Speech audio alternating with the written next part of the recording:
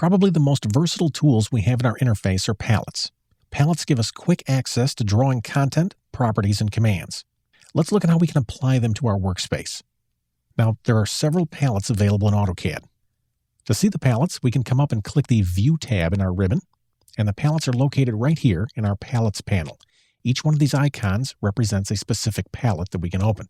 For the purposes of our discussion, let's open up the Properties palette. I'm going to do that by moving into the icon and clicking. Now, the Properties palette is a tool that we can use to change the properties of our entities. Palettes are very flexible. I can move these around on screen. If I place my cursor in this masked area and click and hold, I can drag my mouse and release. I can move them over here. Let me click and hold. I can drag them over here and release. We can place our palettes wherever we want. If I'd like to resize a palette, I can place my cursor along the edge and my icon will change. At this point, if I click and hold, I can make this palette wider or narrower. I can come down to the bottom and do the same thing.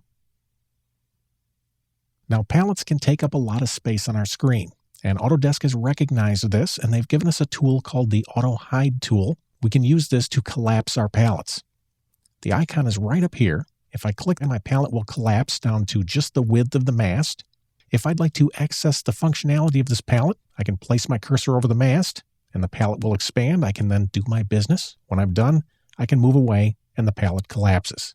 If I'd like the palette to stay open, I can come up and click the Auto Hide button one more time.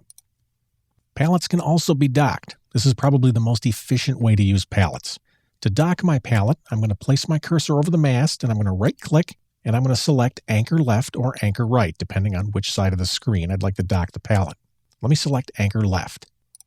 When I do, the palette becomes a margin on the left side of my screen, and this guy works just like the Auto Hide feature. He's always available. If I place my cursor over the edge, he opens up. If I move away, he collapses. We can even take it one extra step. If I place my cursor in this margin and right-click, I can select Icons Only. This will reduce the entire palette down to a single icon. Now I've got the best of both worlds. I've got a humongous palette hidden beneath one icon. If I want to open the palette, I can hover over the icon, do my work, and move away. If we'd like the palette to stay up on screen for any length of time, we can hover over the icon, click the Auto Hide button again. This puts the palette into a docked state.